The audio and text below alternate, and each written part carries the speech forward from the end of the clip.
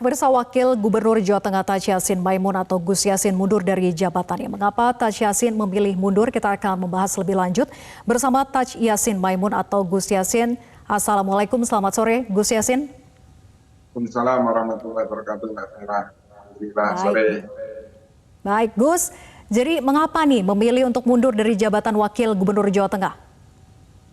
Ya, jadi pada tahapan pemilu 2024 nanti salah satunya adalah ada pemilihan Dewan Senator atau DPD dari Republik Indonesia perwakilan Jawa Tengah. Nah, waktu itu saya memang dengan teman-teman tim bermusyawarah untuk mengambil mencalonkan diri sebagai DPD di bulan Desember tahun 2022. Dan tahapan-tahapan itu sudah kita lakukan sampai akhirnya pada tanggal 1 sampai tanggal 14 di bulan Mei ini memang mulai dibuka untuk pendaftaran calon DPD maupun calon DPRD level legislatif. Nah, itu salah satunya ada persyaratan untuk pengajuan mundur apabila masih menjabat sebagai kepala daerah atau PNS maupun dari salah satu partai politik kalau mau mencalonkan sebagai DPD. Nah, di situ kemarin sebelum pendaftaran kami semua seluruh bakal calon DPD maupun bakal calon legislatif sudah dikumpulkan sih dengan KPU Jawa Tengah, dan di pertemuan tersebut kami mendapatkan informasi bahwa untuk menjadi salah satu calon itu ada persyaratan mundur dan itu dibahas.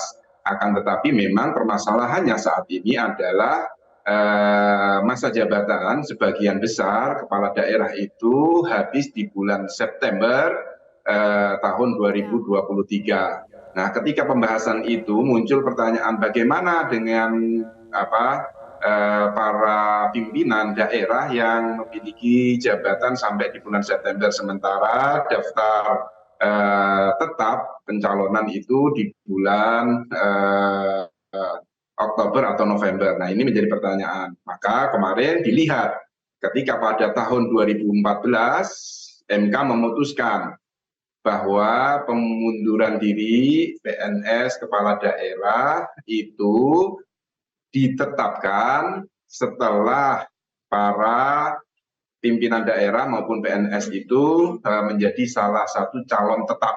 Itu yang menjadi catatan. Dan MK juga sudah memutuskan, waktu itu ada gugatan, ada keputusan bahwa pencalonan tetap atau surat pengunduran diri itu diserahkan, SK pengunduran diri itu 1 hari sebelum daftar calon tetap, itu masa paling lambat. Nah, sementara kasus seperti ini dan kita tahu, saya senang sih ini diangkat ya, karena bagaimanapun juga undang-undang atau aturan itu asasnya adalah keadilan. Dan mungkin belum terbahas bagaimana kalau masa jabatan saya seperti saya dan beberapa teman kami yang ada di pimpinan daerah maupun yang ada di PNS, masa jabatannya sebelum penetapan itu sudah berakhir. Maka ini perlu pendewasaan, perlu pembelajaran, karena bagaimanapun juga sebenarnya KPU juga menyampaikan sebenarnya tidak perlu mundur karena masa jabatan itu sudah berakhir. Ya, Gus Yassin, itu juga yang menjadi pertanyaan kita semua, Gus. Mohon maaf saya potong sedikit. Jadi untuk daftar calon tetap itu kan masih November nanti, dan secara prasyarat demikian bahwa diperbolehkan jika jelang daftar calon tetap itu diberikan gitu. Sedangkan masa jabatan ini kan berakhir pada awal September. Mengapa tidak selesaikan saja masa jabatan sampai September nanti, Gus? Nah, ini sebenarnya menjadi jadi pembelajaran bagi kita semua. Akan tetapi kan peraturan saat ini untuk pendaftaran itu harus pakai silon atau aplikasi yang sudah disajikan oleh KPU, sehingga itu muncul pertanyaan surat pengunduran diri. Maka sebagai warga negara kami juga harus taat kepada undang-undang, kepada peraturan. Maka saya lakukan itu. Melayangkan pengajuan pengunduran diri untuk dilaporkan kepada atasan, dan kami sudah sampaikan kepada atasan kami, dan semuanya itu masih menunggu prosesnya kapan dan sampai kapan itu akan diproses gitu. Baik, artinya proses masih berjalan begitu ya? Masih berjalan ya, sampai nanti Baik, batasannya 1 hari sebelum penetapan calon baik. tetap. Berarti sekarang saat masanya masih menunggu keputusan. Ya masih menunggu, sampai ya masih menunggu tetap. Baik. Jadi sebenarnya sejak kapan sih Gus Yassin ini terpikir untuk mencalonkan diri ke DPD? Apakah kemudian muncul yang menduga begitu ya bahwa ada anggapan hubungan dengan Ganjar tidak baik-baik saja? Apakah iya demikian, Gus Yassin? Enggak Mbak, malah baik banget saya sama Mas Ganjar. Karena bagaimanapun juga beliau adalah satu pimpinan, yang kedua beliau sama-sama membuat visi misi untuk 5 tahun ke depan memimpin di Jawa Tengah. Kami lakukan semuanya, visi misi kita jalankan bersama, kita koordinasi dengan baik. Dan ketika saya ingin mendaftarkan diri pun saya pamitan kepada Mas Ganjar pada bulan Desember waktu lalu.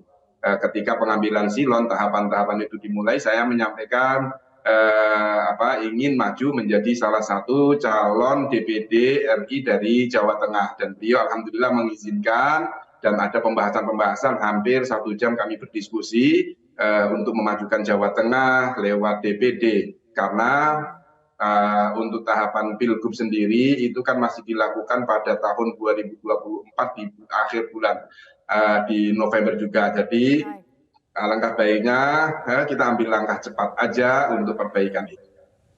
Baik, klarifikasinya baik-baik saja. Lalu pertanyaan kemudian, mengapa DPD sih bukan DPR? Bukankah masih tercatat sebagai kader P3, Gus? Ya, alhamdulillah sampai saat ini masih tercatat sebagai kader, dan kami memang memilih DPD itu karena kemarin fungsi kami di pimpinan daerah adalah mewakili 35 kabupaten kota. Dan untuk DPD sendiri itu mewakili dari 35 kabupaten kota. Itu yang alasan yang pertama untuk mengkoordinasikan. Karena fungsi dari DPD ini, kalau DPR itu berhubungan dengan masyarakat, pemerintah pusat, kalau DPR RI dengan masyarakat secara langsung, akan tetapi kalau di DPD ini lebih luas sebenarnya. Karena ini adalah menjembatani antara pemerintah pusat dengan pemerintah daerah, baik itu tingkat provinsi maupun tingkat kabupaten. Kita koordinasikan apa saja sih program dari pemerintah pusat yang diserahkan kepada daerahnya masing-masing, itu kita wakili, dan itu kita akan mengkoordinasikan supaya sinambung antara pemerintah pusat dengan pemerintah daerah, baik itu tingkat provinsi maupun tingkat kabupaten kota. Itu yang menjadi pikiran yang kami. Yang kedua, kenapa kami tidak memilih DPR dari Partai Persatuan Pembangunan? Kita ketahui saya berembuk dengan keluarga, bahwa keponakan-keponakan saya sudah ada di DPR RI untuk tahun 2024 mencalonkan kembali.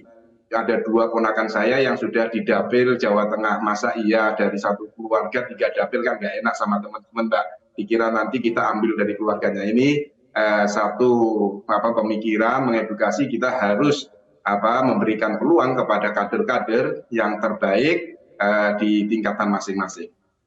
Baik, terima kasih atas klarifikasinya Gus Yassin sudah bergabung bersama kami di Metro hari ini. Selamat sore.